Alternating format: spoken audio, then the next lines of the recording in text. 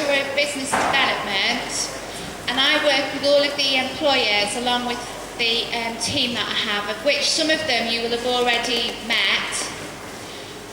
Gary Magnell is one of them. We've got Greg, you probably met as well. So what we do in business development is ensure that our students get the opportunity to undertake employer engagement activities. Raise your hand if you know what that is. Is it early in the morning, or can you just not hear me, or are you just not playing? So raise your hand if you think you know what employer engagement activities are. So nobody knows what that means. Can anybody guess?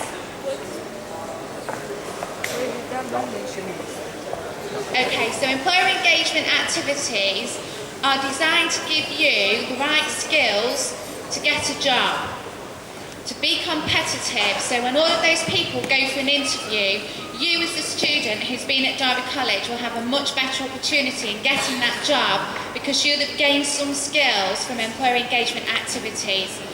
So employer engagement activities can be things like projects. So raise your hand if you went on the DIY SOS or you've done a project here at college. Gary, is there any suspects in here? Ah, that was the Ilkeston campus, I'm told. So raise your hand if you've had anybody come in and talk to you about industry, have done a specialist speak with you. So am I right in thinking then this will be the first one today? Yes, right. So you're very lucky because we've got an employer in here today who not only is going to offer some of you the opportunity to be in his academy where you can do some of these employer engagement activities such as real work projects, having specialist speakers, so people coming in and doing master classes with you, work experience and actually a guaranteed interview and the possibility of employment. So today we've got MBS in, we've got Adam and Big Dave, I'm told, who are going to talk to you about their company. And these are just one of many employers that you will come across. So hopefully you will have prepared some questions, and I'm sure, because I'm sure that your tutors, and I'm sure that you will anyway, you will show the appreciation to our employer who's coming today. And if any of you have any questions about job opportunities or work experience, there's myself and also my team in the work placement team that you can contact. So I'm going to hand over to Adam, but as I do, I want you to greet him in the way in which we know and give him a big round of applause.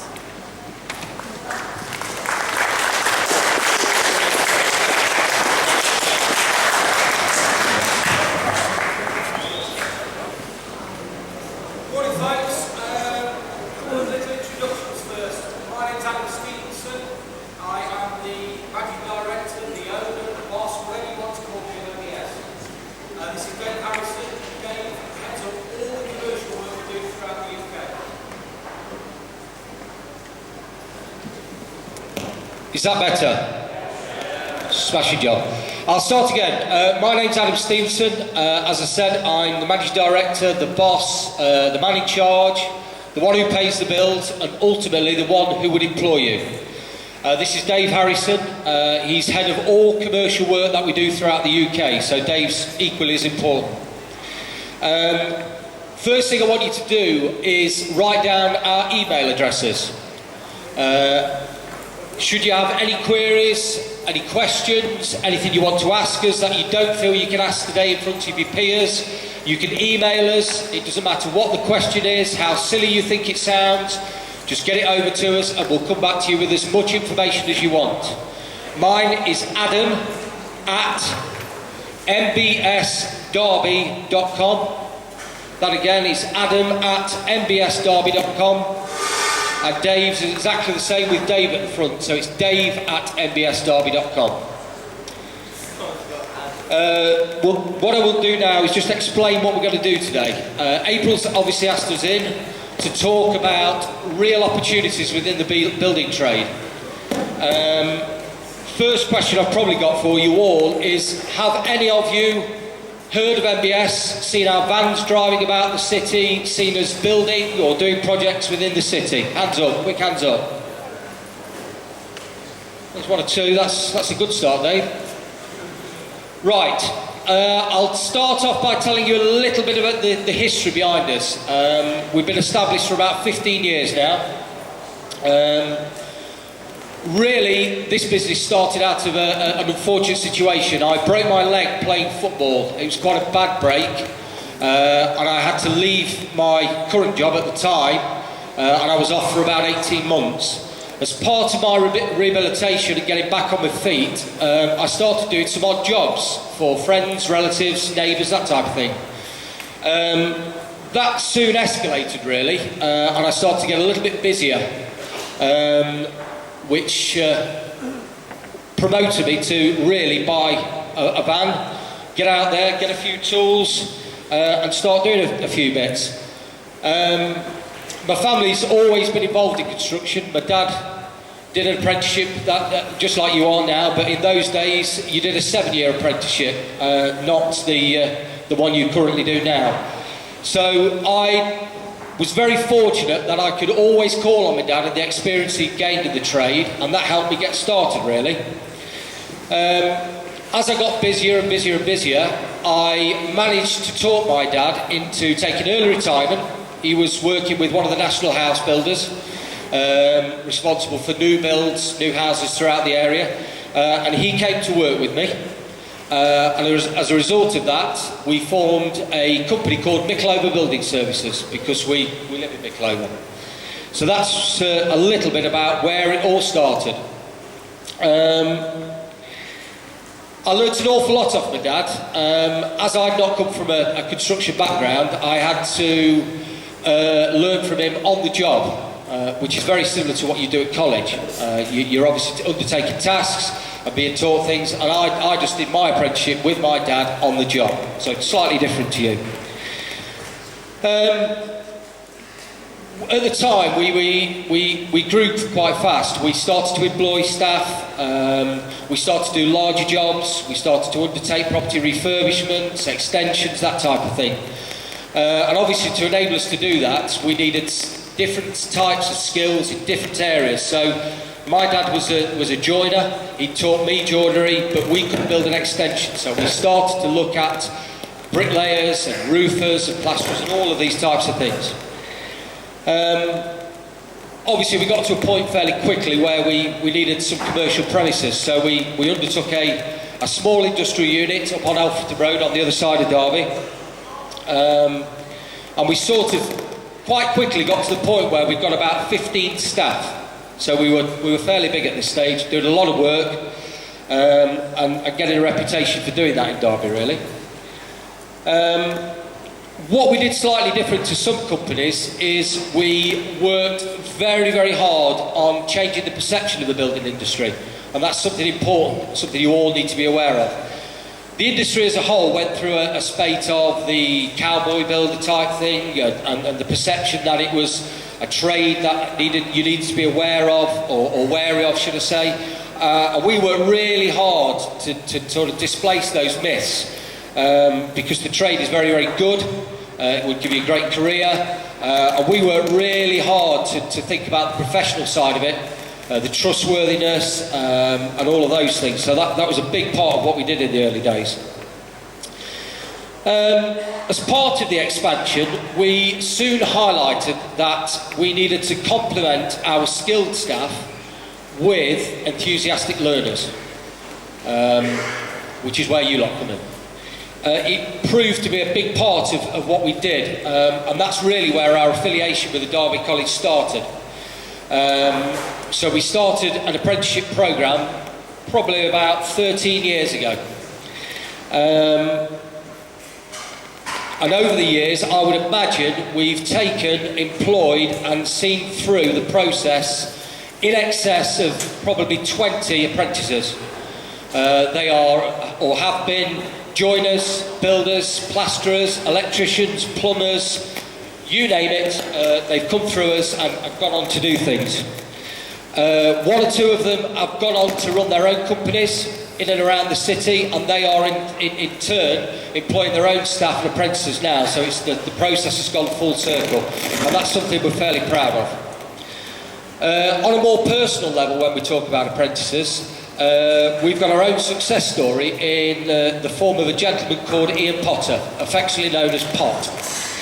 Ian came to us as a skinny 16-year-old school leaver, pretty much the same as some of you here. He used to ride into work on his bike from his house up at Chaddiston every day. Rain, snow, sleet, sunshine, he always made it into work. We were sceptical at first about Ian, whether or not Ian would make it, but we stuck with him, and he proved us right, really, because 13 years on, he's still with us, and he heads up all of our construction, residential construction. So everything we build for the homeowner, your houses, extensions, that type of thing, or new build, Ian heads up the whole operation. He's been with us 13 years, and he's our longest serving member of staff. So that, for us, is a real success story. So the message I want to get over about that is that what you're doing here is very, very important. You might not think so, but if you can work hard here and get a placement somewhere, there's no reason why you, in time, couldn't be that person heading up operations, or there's no reason why you couldn't go on and start your own company, have your own staff and your own apprentices. I'm going to move on now to tell you a little bit about where we are today. That was a little bit about the history, so I'm going to tell you what we do today and what's more current. We are, and have been for a while, still one of the region's busiest building contractors. We still do an awful lot of work in the city. We still do a lot of work for private clients. So you may have seen us, or you will start to see us now doing lots of extensions, kitchens, bathrooms, that type of thing. And we've continued in the same vein as we had done before, of promoting the professionalism, the trustworthiness and the reliability, which is a big part of what we do, and their values that we try and teach all the staff when they come to us. We are currently run all our operations from 2 large industrial units just the other side of Derby. We've got our offices there, we've got our workshop facilities there, so it's quite a big facility now. Over the last 4 years, we've become more involved with some commercial work. Looking after buildings like this. The buildings you can see out the window, we now maintain on a day-to-day basis. We've got a dedicated team of engineers and tradesmen who undertake that work for us, and that's where Dave comes in. He heads up all of that team. So I'm just going to pass you over to Dave now to explain how we work, what he does, and the importance of apprentices in his field of expertise. Morning. Currently we're providing reactive and planned maintenance to a number of blue chip clients. Alongside this, we're carrying out works on some sizable projects throughout the region we work in, which is the middle third. Yes, which is the middle third of the country. Through the quality of the work and the service levels that we provide, this has allowed us to achieve a position within a top tier of subcontractors working within a major banking group. The commercial side of the business operates in a far different way in comparison with the residential side. This is mostly because of the way that the inquiries come in. Normally you get Mr. and Mrs. Smith who would ring up to want their house extending. What we get on the commercial side is we get a telephone call, the roof's blown off, they've been broken into, the wall's been hit by a lorry. Generally we have to react very, very quickly. A lot of the work comes through the help desk, and obviously the weather conditions can be a major factor within the emergency calls. We have tight deadlines and stringent health and safety methods to work to. Some of that, it proves quite difficult. You know, we can't get started on a roof doing some hot works without hot work permit because of the insurance, etc. and so on. At the moment, we provide a reactive service for all for all building fabric repair problems. That can range from a leaking tap, a broken door, as I said previously, a major roof leak. Some of this can cause branch closures, shop closures, and obviously we have to react fairly quickly. In any event, what we would do, we would dispatch an engineer or a team of engineers to basically attend site and resolve the problem. If we couldn't repair the problem on the first visit, we would generally provide a quotation and then get a team to go across once approval had been met, and we'd supply the required risk assessments. Our commercial projects that we can undertake, they can vary from a 2-week job to one we're doing in Chesterfield at the moment, which is approximately a 5-month job on a multi-storey building. Currently we've got the engineers we employed have a wide skill set. We've got electricians, gas fitters, heating engineers, plumbers, plasterers, roofers and bricklayers. We also have skilled maintenance engineers, or our frontline engineers basically. They're prepared to go to any type of work and carry out an effective repair. I believe there's an MVQ available for this type of work, so anyone that would be interested in this, or they feel they might have the aptitude for this type of work, then maybe that course could be the right one for yourselves. Obviously you'd have to have a look at it. It's a separate one which would be running alongside your individual courses that you're doing at the moment. Yes, please. Thanks, Dave. I'm going to move on now to explain a little bit about what we're hoping to do with you at college. April's asked us to put an academy together. It will be obviously the MBS Skills Academy. So what we're looking for out of this room is a selection of people to come on to the academy. You'll be given a place on there, and we will mentor you through your learning. At the end of that process, there will be genuine job opportunities available to you if you've reached the required standards. So that's really important. So a lot of what we talk about now is based around the opportunity of you joining our academy. So it's really important you start to listen from now. I want you just to take a couple of minutes to either think, jot down, or start shouting at me some skills you think might be applicable for you to become a member of our team, our academy, our skills academy. What you think may be important. So if you want to take a minute to do that, write a few down. Like I said, if you want to put your hand up, shout them out, I'm quite happy to do it that way.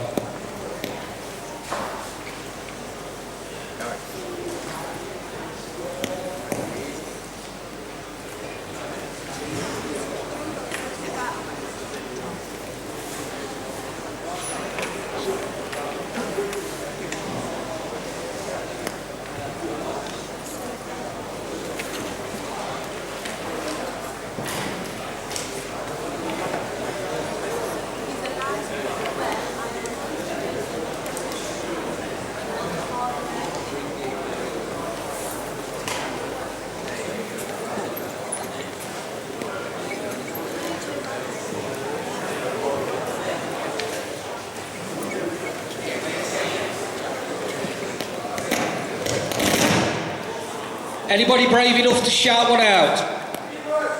Sorry, what was that, April? Teamwork. Yeah, we'll have that one. That's a good one. This one over here, the ability to use your hands. Yeah, it would help. Unless you can lay bricks with your feet. Keep your pencil sharpened. Yeah, you need a sharp pencil. While you're just going on with that, then I'll start to explain a little bit. The industry's ever-changing, really, and evolving. And it's fast moving away from some of the traditional building practices that we had a few years ago. All of it, as you would imagine, with most businesses now, is driven around working safer, working faster, and working more efficiently. That said, there are a few skills and attributes that we think are required to make your way in the industry. So I've highlighted a couple of these, and I think these are fairly important. The most important one, at the top of our list, is some old-fashioned common sense. Now, some of you might laugh or think that's a bit of a strange one, but it isn't. You won't get anywhere if you haven't got loads of common sense. It really, really is essential. Off the back of that, you need to be able to think on your feet. A lot of what we do in the building industry works to processes, and it's that understanding of the processes, seeing the processes through to completion, and handing your set of work onto somebody else. So it's really, really important you can think on your feet.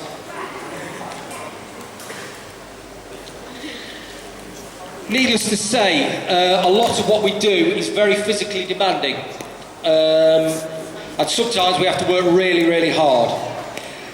Therefore, you will need to be physically fit, and you'll need to have a good working ethic.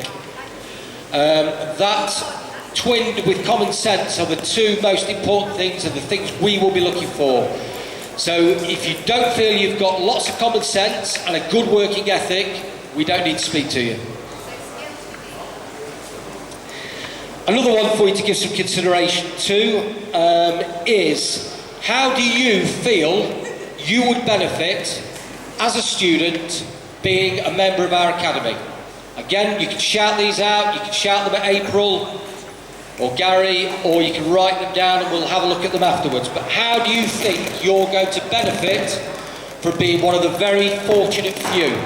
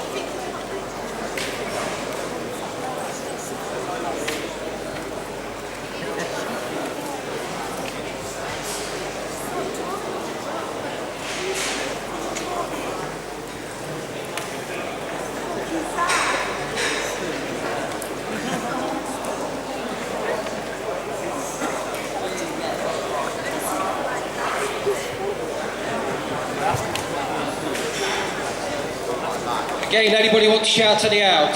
Any hands up? No, a bit quieter on that one. Right, let me run through a few things. How you're going to benefit. And this is obviously most important, so I think you ought to listen to this one if nothing else. If you're fortunate enough to gain a space or a place on our academy, you will instantly become a member of our team. And teamwork is pivotal to what we do. Everything we do revolves around teamwork, so instantly you become a member of the team.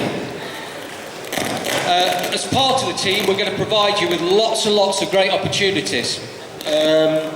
These will take some different, they'll go in different directions, but you will gain real work experience, working with real tradesmen, and you will be working and doing work for real clients, real paying clients. So we're going to get you out there and doing stuff.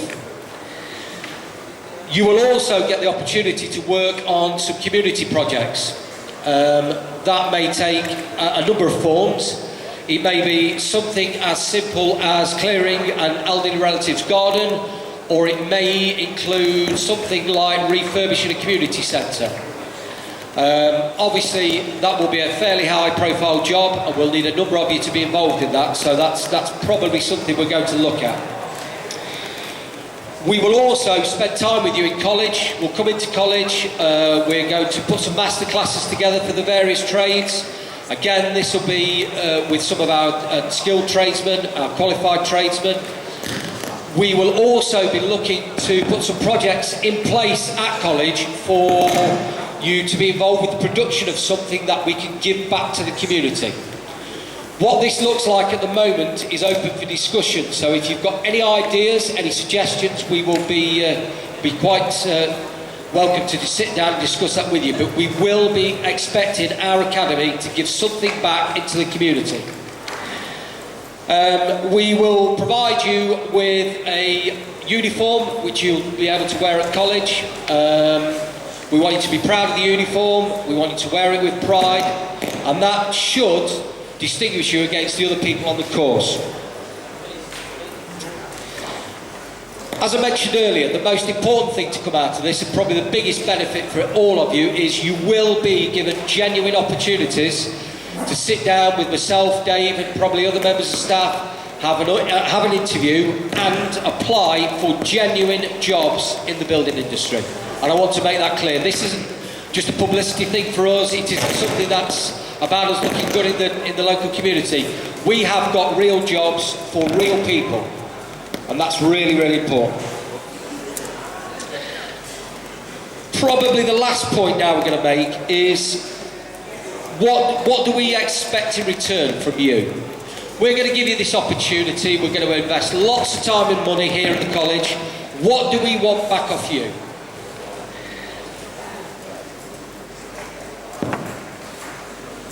It's probably worth mentioning that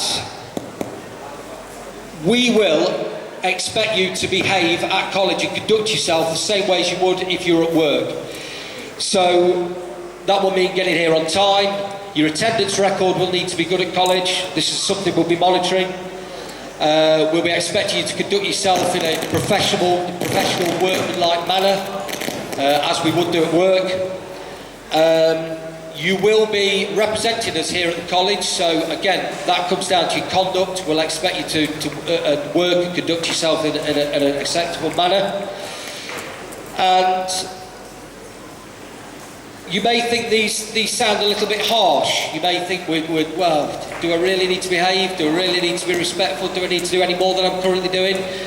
Well, you do. If you want to make that transition from where you are today over into fully paid employment, these are the type of things not only us, but any employer will be expecting from you. They will expect you to be on time, tidy, presentable, hard-working, respectful, helpful. All of these things you will need to display to us before you can take the step into working employment.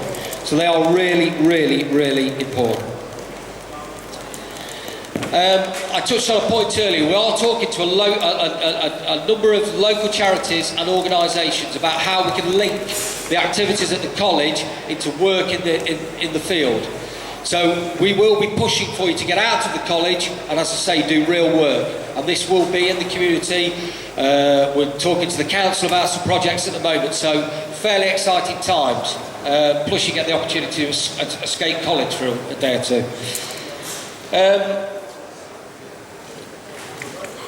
I'm going to pass you back over to Dave. He's going to highlight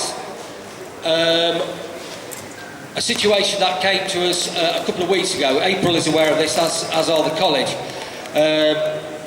We had a gentleman knock on the door at the office at work and ask if he could come in to see us, and Dave's going to explain what happened after that. Basically what happened, we had a knock at the door. A young chap came up the stairs carrying an envelope and a folder of bits and bobs of paperwork. He introduced himself and presented us with a CV. Gave us a bit of a rundown of what had been happening to him. He'd been working for a local employer for probably 3 to 4 months. Unfortunately, that employer had no more position for him, couldn't afford to keep him on board.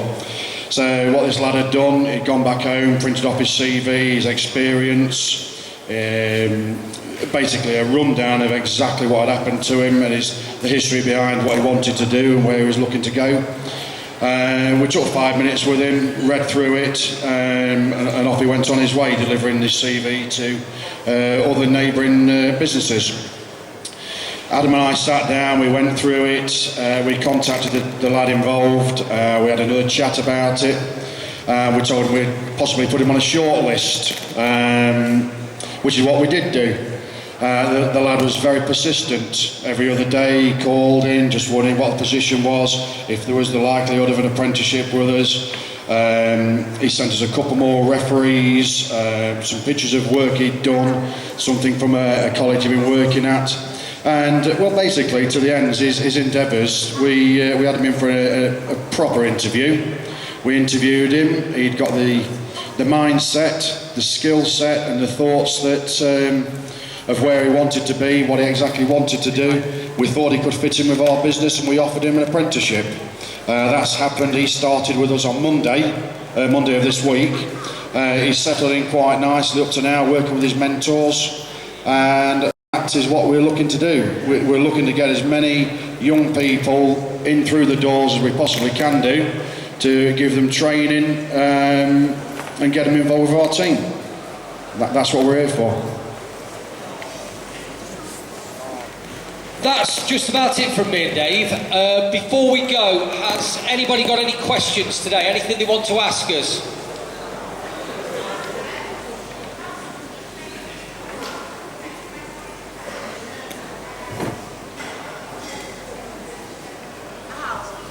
Yes, we'll come and speak to them after April. If there's anybody else, April's just mentioned there's some chaps over here want to spend a little bit of time asking myself and Dave some questions. If there's anybody else would want to be involved in that, feel free to wander over here and we can answer some questions today or go through anything with you. Talk about tea making, biscuits, all of them important things that happen in the building trade. I think that's it from us. I'd like to thank you for your time this morning. Thank April and the team for putting it on for us, and hopefully we'll be working with some of you soon.